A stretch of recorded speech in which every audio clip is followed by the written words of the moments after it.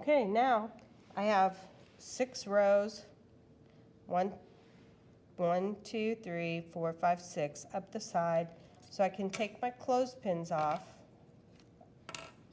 And now I'm ready to start learning to do some flat weave. I have little pieces that are flicking out here. I can take my scissors and lay them, they're pointing in that direction, so I lay my scissors in the opposite direction and just give it a snip, being careful not to cut something I shouldn't cut.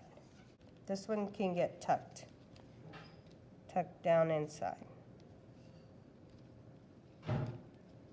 There we go, and it's good. Okay, so now I'm ready to do some flat weaving. Flat weaving uses flat reed, similar to the spokes, but the stuff we have is a little bit thinner. We're using 1/4 inch here. This is 1/2 inch. You can see it's about half the size. And for flat weaving, you're going to start like this. You're going to put the reed underneath. Don't let it peek out. You want to keep it behind, no peeking. And you're going to pinch it with your finger. Then you're going to measure how long it needs to be by wrapping it around the basket. And then right here is where I started, so count that one. 1, 2, 3, 4. So it needs to go all the way around plus 4 more spokes.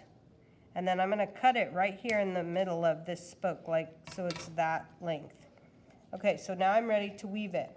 You don't feed it through like you do with yarn. You're going to pinch this right here. That one's over. I'm going to go under this one, so I take my dominant hand and I'm going to pull this down and put it behind it. Then I use my fingers like a claw to hold this in place and go behind that one. Then skip that one, go behind this one. Skip that one, go behind this one. Skip that one, go behind this one. Skip that one, go behind this one, and keep going, even though, okay, so now these are the same, they're woven in the same as the ones before it. And what you do is you're gonna tuck it down in behind the bottom one, like that, so it's hidden. And now it's in there, and it will stay. It has to overlap 4 places. If it doesn't, if it just overlaps 1 or 2, it's going to be very weak and it may cause your basket to fall apart. When I do my next one, I'm going to go to the opposite side. You can see this is double here. So I'm going to go to the opposite side, and I want to go under the one it was over. Pinch it, measure,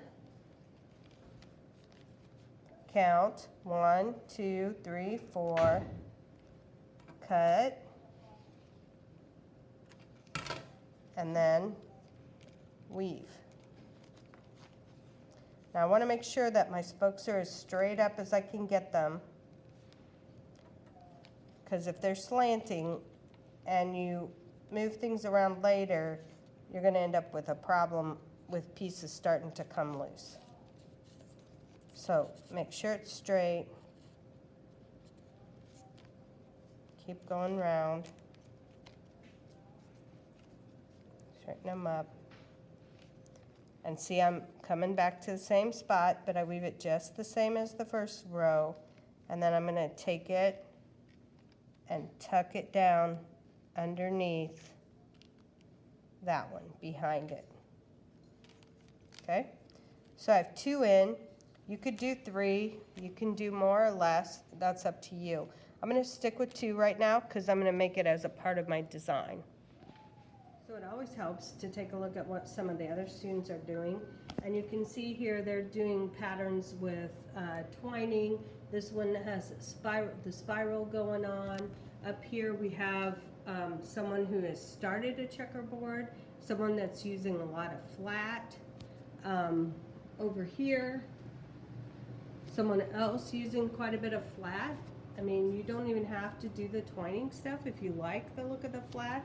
This one's going to be really interesting, and I think that they're planning to do another one there's plenty of room at the top, and they're gonna go a little bit farther up there, like that as well.